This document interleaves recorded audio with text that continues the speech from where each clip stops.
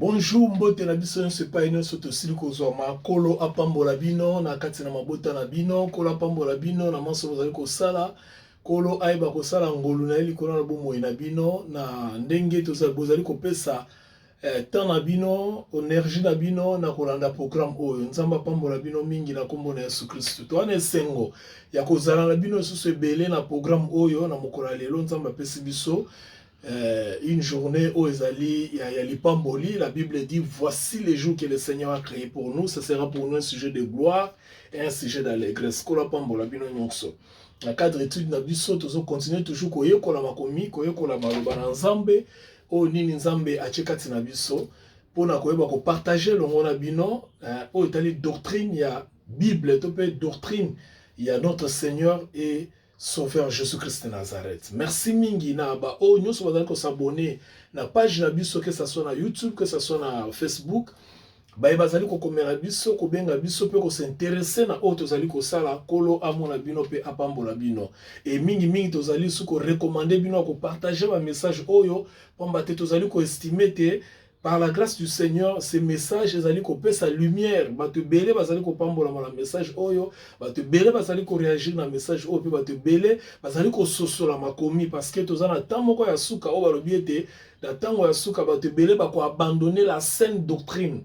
La saine doctrine, doctrine o ezali peto, o ezali ya solo. Bate belé bako tika yango po balanda makambo ezangi tina. Alors lokola tozana tango wana Nzambe asali biso ngolu ya koyeba moke parmi bande comme sous yango tozali ko dispenser to pe ko kabolango le mona bino. Alors tozana la dispensation na biso de la grâce, o ezali la 6e dispensation de la grâce to banda nyonso soko lingi o mona ba matea na biso belé kota na page na biso surtout na YouTube, abonne-toi ou bien abonnez-vous sur Belle Femme ma bébé officiel bo mona ba matea o ezali belé mo to zongi les réalités. Donc a to partager les livres des Romains. Livre à Romains, livre mot très important, comme je l'ai toujours dit, comme Père c'est l'évangile de Dieu. Et ça dit ça Nzambe. Alors dans 4 livres on est, vous allez comporter tout comme dans chapitre 7, tout tanga qui chapitre 9 tina 14, second tout tanga 14 tina 25 pour te banino to ko partager. Kasi yambo te to comme na lecture na biso to bon de l'ensemble to tika moment na boko l'ensemble parce que c'est Dieu qui est au devant de toutes choses. Tendre Père, nous te disons merci. Dans le nom de Jésus, pour la vie de ton fils, de ta fille, ba nyonso bazali kolanda biso sika basili kozwa na ba circonstance nyonso Nzambe to pambolio pona bomoi na bango. Bible le bien na circonstance nyonso to ba kokumisa Nzambe. C'est la raison pour laquelle tozali ko pesa yo merci na moment oyo tozali ko partager maloba na yo. Yo ndom to éclairera biso à travers le Saint-Esprit to comprendre makomi. Pamba te biso ba to ko comprendre le côté du fait que nous sommes les moindres pour te comprendre la puissance et la lumière na yo. Kasi par ta révélation oh pesa ke pa na basali na yo bakomi pe balakisi biso yango tozo meka ko dispenser yango droitement ko landisama makomi ndenge yebisi biso. To peso merci pour na bande ko nyonso bazali ko s'abonner, bazali ko partager message pe bazali ko atteindre biso pour to luka surtout approfondir davantage na souci ya koyeba o mingi pamba te yango nde ezali souhait na yo. Merci Seigneur pour na nyonso koleka o ezali Yesu Kristo tindaki na mokili pour na biso. Nzela na wapi tokoma ba oyo ya yo papa okumu kembo zonge pa ina na kombo na Yesu Kristo. Amen. Romains chapitre 7 verset 14 à 25. Rapidement je fais la lecture. Romains chapitre 7 verset 14 à 25. Nous savons en effet que la loi est spirituelle, mais moi je suis charnel vendu au péché. Car je ne sais pas ce que je fais, je ne sais pas ce que je fais, je ne fais point ce que je veux, et je fais ce que je hais. Or, si je fais ce que je ne veux pas, je reconnais par là que la loi est bonne. Et maintenant, ce n'est plus moi qui le fais, mais c'est le péché qui habite en moi. Ce qui est bon, je le sais, n'habite pas en moi, c'est-à-dire dans ma chair, pas dans mon esprit, mais dans ma chair. J'ai la volonté, mais non le pouvoir de faire le bien. Car je ne fais pas le bien que je veux, et je fais le mal que je ne veux pas. Et si je fais ce que je ne veux pas, ce n'est plus moi qui les fais, c'est le péché qui habite en moi.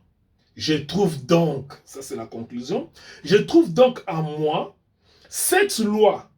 Quand je veux faire les biens, le mal est attaché à moi. Car je prends plaisir à la loi de Dieu, selon l'homme intérieur, mais je vois dans mes membres une autre loi qui lutte contre la loi de mon entendement et qui me rend captif de la loi du péché qui est dans mes membres. Misérable que je suis, qui me délivrera du corps de cette mort?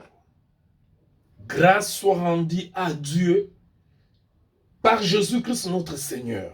Ainsi donc, moi-même je suis par l'entendement esclave de la loi de Dieu et je suis par la chair esclave de la loi du péché. Alléluia. Que le Seigneur soit loué. Le lot romain et l'homme très important parce que chapitre 7 il y a livre à Romain et il y a chapitre très controverse. Il y a bateau oyo et pas il y a bateau bayebi doctrine te.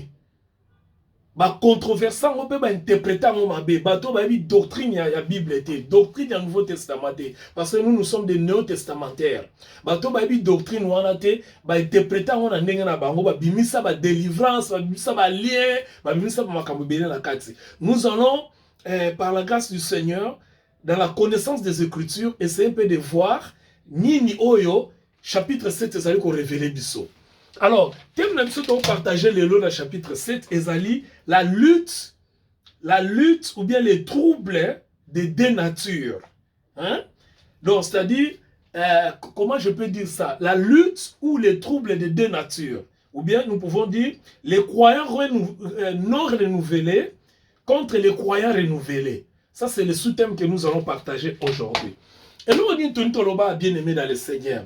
Tony Toloba tout simplement que les versets 14, 15, 25, ils allaient qu'on peut s'habiller sur image. Apôtre Paul a présenté biso image naïe.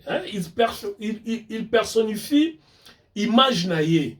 Mais en réalité, c'est l'image. Azo enseigné biso de l'autre côté. D'un côté, azo la biso yé oyo azo loba. Parce que ce botangue na chapitre à partir à chapitre 7 à partir à verset 14 tina 7 tina 25 bon mon azo loba mingi j'ai donc azo lobelaye pronom personnel première personne de singulier.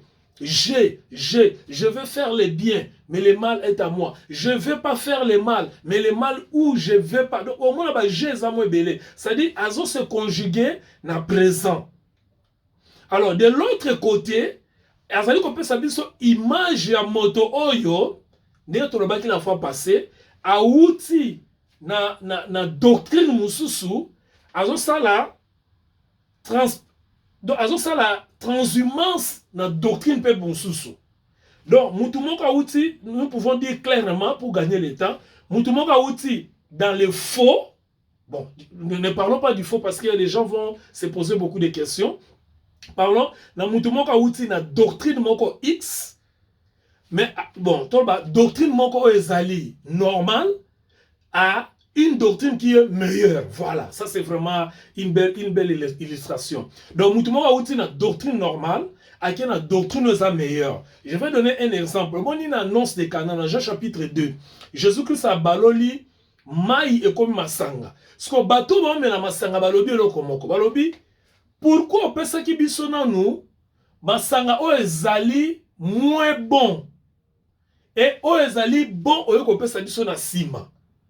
Voyez-vous? Donc, doctrine Oyo ezali bon, mais il y en a encore une autre qui est plus bon, ou c'est pas dire plus meilleur.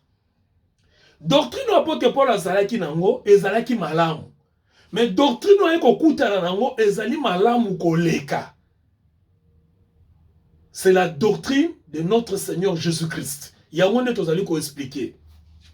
Comprendre le quoi là. Si vous imaginez Moutalo Lenge wana, katina ye, azana makanisi ba doctrine mi bale, oya malamu, na oya malamu koleka. Ce qu'on a ba doctrine mibale wana ezobunda kati na ye. D'un côté tolobaki on la fois passé, d'un côté azota la côté a outi. Na outi côté na outi ezalaki bien na message nango na umeli nango. Mais oyo na bandi yango ka sika. Non na message nango te. Siko na landa makambo na umela nango tope na embrasser makambo yo ya sika. Alors que oyo sika non na yebi yango penza te. C'est ça le problème. Yango moni to tche sous thème na biso lutte ou bien trouble de deux natures. Non, motoza na mondimi asi a ndimi la kolo Yesu Kristo. Azwango la biki sama. Mais si qu'on a comportement na ye, azomi tuna, azobunda na kati. Est-ce que il faut na tika makambo nga na yeba ba génération ba mbule belé pona kangama na ona ya sika tope il faut ngai na luka moyen na tika oya sika na continuer na zalaka na oya sika na continuer na oya kala. Or en réalité on ne peut pas avoir des doctrines oya kangami bisika moko potambola nango esimbate. Soit il faut tika moko otika ya kala ozwa sika qui est meilleur, ou soit ozwa kaka ya sika o continuer nango ya kala ezala sous la sensité panayo parce que tout ce qui est ancien a déjà vieilli. Donc, oh, nous sommes à Calais, c'est Sili, quand Sili, et ça obsolète n'est pas en français. Donc, et Sili valeur, et ça, c'est la raison que vous avez raté. C'est ça le problème.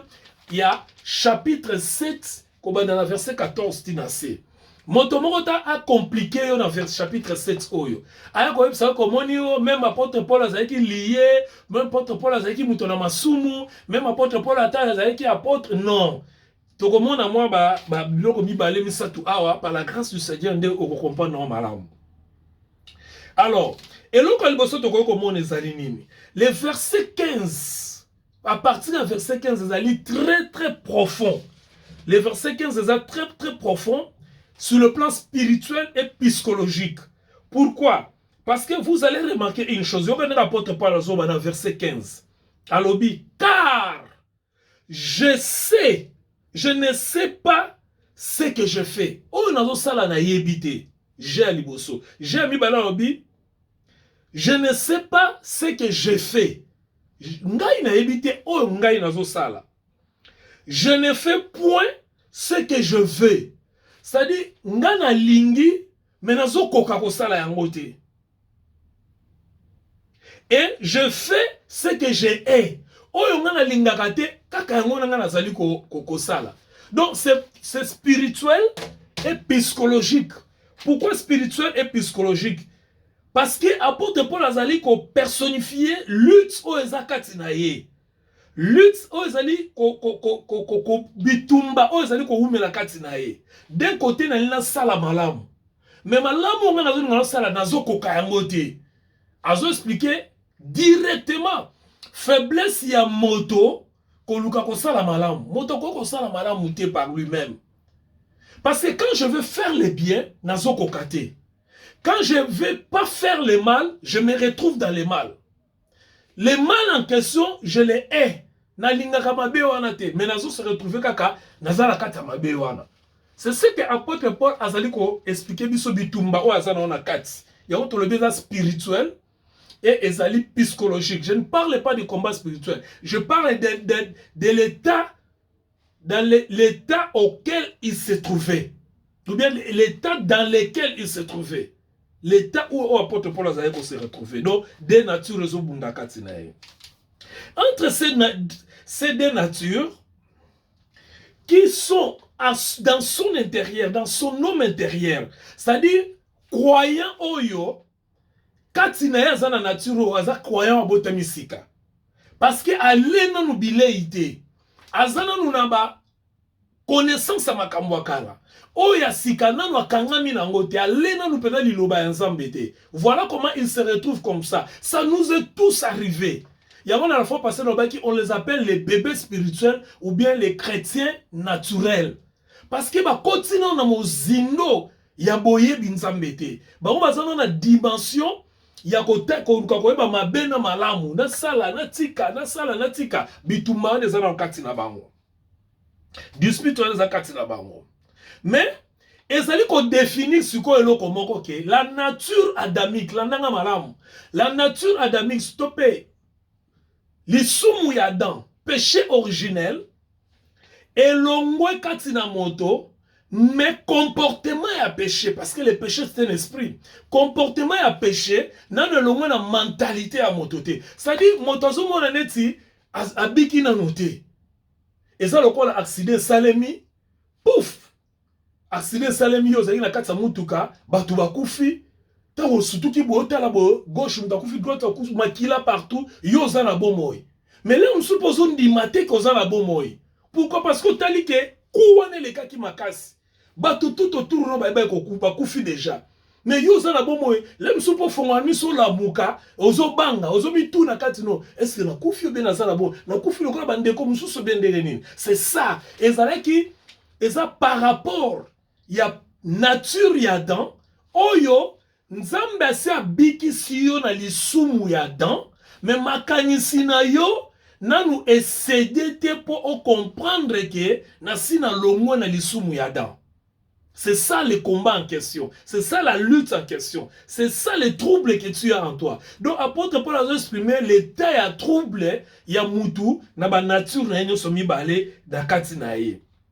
Donc, nature, il y a Kala, dans nature, il y a Sika. Abiki Saminae, mais il se pose toujours des questions par rapport à la nature adamique aux Akatinae. Dans nature, il y a Bonzambe à Sika, oh, il y a Zui à travers la nouvelle naissance. A botami à Sika, à Zui nature à Sika, Ndimi Kolo Yesu Christo, mais ce qu'on a yébité Makambo Yesu Christo Yandimi, a Ndimi par la foi, ce qu'on a zomona ke Makambo, c'est l'issue mongo pense longwe.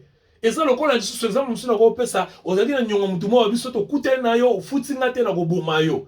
Mais beaucoup de pena mutuana lobi, yo na limbisio akei. Alobi ka na limbisio akei. Au fait, à ça yango sincèrement limbisio. Mais yo siko tellement so na gravité ya nyongo wana na sentence na ngalo ba ke so bokutanya goboma yo, okeinda kumozo banga. Ah, est-ce que a limbisio pena nyongo wana? Est-ce que est-ce que l'obité donc ozana nous sûreté pourquoi parce que oyebina nous te mutuana mingio par rapport à makambo a yebisio c'est ça exactement ce qui se passe donc comme na ozana kata conflit wana alors lisons un peu quelques 2-3 versets ébélés 1 Pierre chapitre 1er verset 23 2 Pierre chapitre 1-4 Galates chapitre 2 verset 20 et Colossiens chapitre 1 verset 27. Mais faut de temps autant à sauter. Tout en attendant mon bien mi balé, tous on 1 Pierre chapitre 1 verset 23. 1 Pierre 1 23, yo rendez Bible lobby. Bien aimé dans le Seigneur, si vous comprenez ma cambo, on revivre vie chrétienne moko libre d'esprit. Si vous comprenez ma cambo. 1 Pierre chapitre 1 verset 23, yo rendez Bible puisque vous avez été régénérés, non par une semence corruptible, mais par une semence incorruptible, par la parole vivante et permanente de Dieu.